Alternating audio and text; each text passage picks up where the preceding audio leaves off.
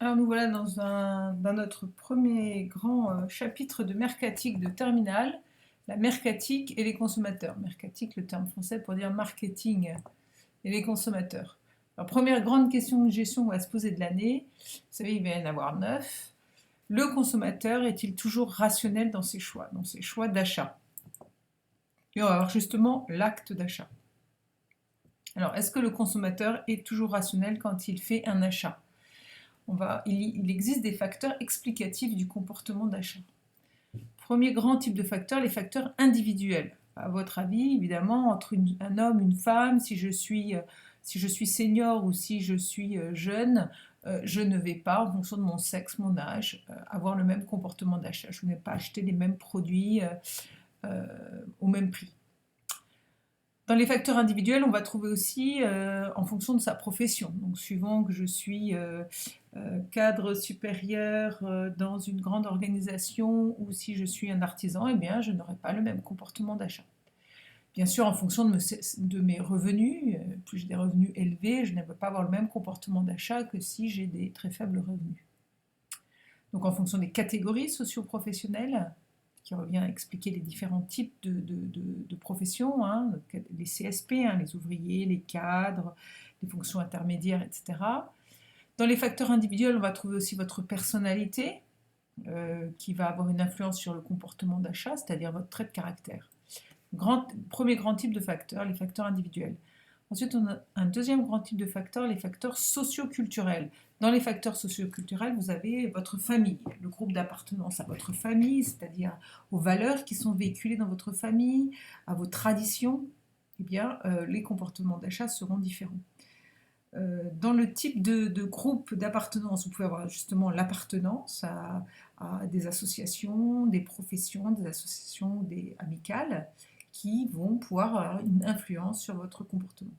Enfin, plus important, en tout cas, vous le savez bien, le groupe de référence, eh bien, vous êtes dans un groupe de référence auquel vous appartenez et vous allez avoir, par exemple, un certain nombre d'habitudes vestimentaires importantes qui vous permet aussi de vous démarquer.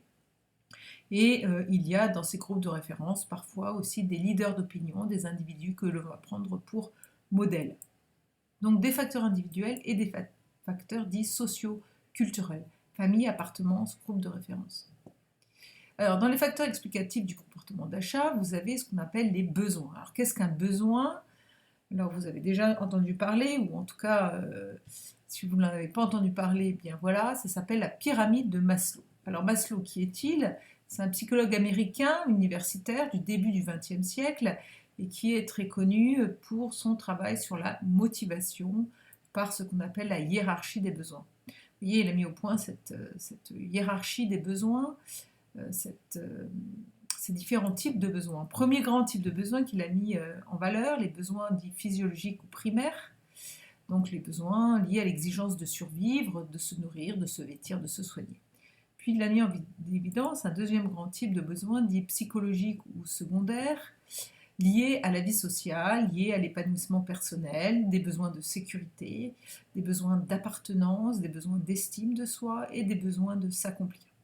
Alors vous voyez que pour pouvoir s'accomplir, faut-il encore pouvoir se vêtir, se soigner, se nourrir. Et donc cette pyramide est tout à fait intéressante dans cette hiérarchie qui nous permet en mercatique de travailler différents besoins, mais depuis elle a été commentée, contestée, augmentée. En tout cas, c'est toujours d'actualité cette pyramide de Maslow. Alors, dans les facteurs explicatifs du comportement, vous avez ce qu'on appelle les motivations et les freins. Alors, dans les motivations et les freins, premièrement, qu'est-ce qu'une motivation? C'est une force psychologique positive qui pousse l'individu à agir. Le besoin, quand il est vécu donc, comme un manque, va devenir une source de motivation pour supprimer ce manque. Voilà, j'ai un besoin qui n'est pas satisfait et du coup, je vais être motivé pour supprimer ce manque, pour satisfaire ce besoin. Alors ici, on va parler d'une autre personne, Henry Johannis, qui est lui sociologue américain et qui va parler de trois grandes catégories de motivation. Première grande catégorie, la catégorie hédoniste. Je suis motivé parce que je veux me faire plaisir. Deuxième grande catégorie de motivation, la catégorie oblative. je suis motivé parce que je veux faire plaisir aux autres. Et troisième grande catégorie, la catégorie d'auto-expression, je suis motivé parce que j'ai besoin de m'affirmer. Donc 3 grandes catégories de motivation mises en valeur par Henry Jonas, qui est sociologue américain. Alors il y a aussi des freins, hein. Le frein, ça va être la force psychologique, cette fois négative, qui va empêcher un individu à agir. Alors de la même façon, c'est l'inverse de la motivation. 3 grandes catégories ont été mises en valeur. Première grande catégorie, on les appelle les inhibitions.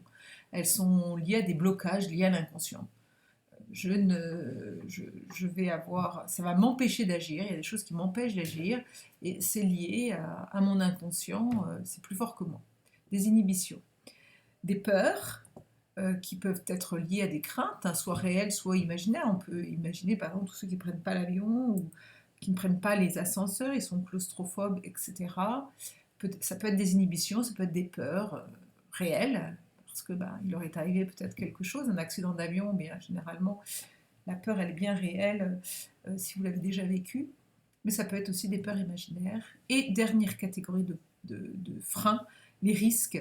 Je suis freinée dans ma capacité à agir parce que j'ai des incertitudes de type financier par exemple. Des inhibitions, des peurs et des risques. Alors, le processus d'achat. Comment ça se passe quand il y a un achat? Alors, il y a différentes étapes. Première grande étape, je reconnais un problème qui va me pousser, donc j'ai un manque par exemple dans mes besoins. Je vais collecter un certain nombre d'informations pour faire cet achat. Alors, cette collecte d'informations, soit je la mémorise, elle est en interne, donc j'ai des informations que je mobilise en interne, c'est ma mémoire, soit je la mobilise en externe, je vais recueillir des avis. Troisième étape, j'évalue les solutions possibles. J'ai reconnu que j'avais un problème, il faut que je fasse un achat, je vais collecter des informations, je vais évaluer les solutions possibles, je vais avoir le choix par exemple entre plusieurs marques, ça va être la phase la plus importante dans le processus d'achat. Et quatrième étape, je vais me décider et je vais rejoindre l'offre qui m'est proposée, mon désir et mon besoin. Donc je vais rejoindre une image, un produit, une marque et une utilisation que je compte escompter. Dernière étape du processus, le sentiment post-achat, j'ai une satisfaction ou j'ai une déception.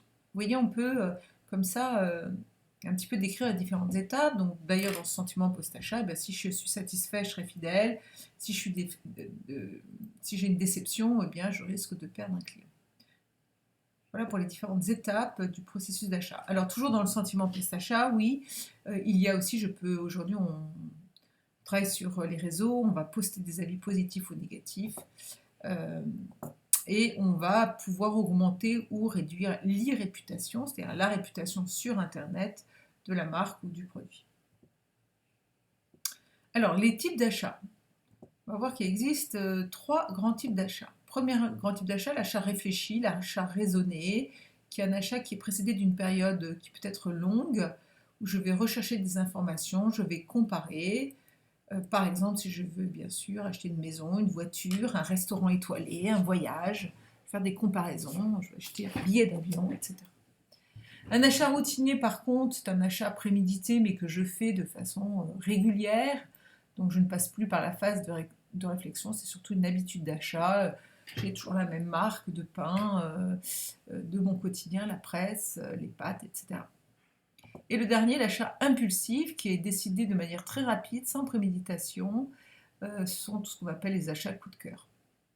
Réfléchi ou raisonné, routinier et impulsif. La perception. Alors, qu'est-ce que la perception? Regardez ces 2 personnes, une voit le monde en bleu, l'autre en rouge, n'ont pas la même perception du monde. Donc la perception, c'est le processus par lequel un individu choisit, organise et interprète des éléments d'information externes pour construire une image cohérente du monde.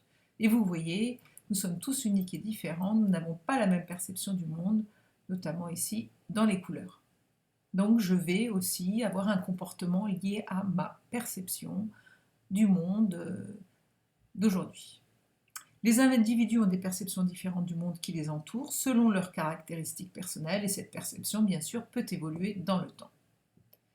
Alors l'attitude, elle est fonction de connaissances, de croyances, d'opinions, de sentiments. Vous voyez, je vais avoir une attitude particulière en fonction bien, de tous ces critères-là. Cette attitude, elle va résumer des évaluations positives ou négatives. Voilà, on va dire c'est une attitude positive ou c'est une attitude négative. Vous voyez, c'est comme ça qu'on va parler. On va dire il a vraiment une attitude exemplaire. Donc on va résumer l'attitude à une évaluation positive ou négative.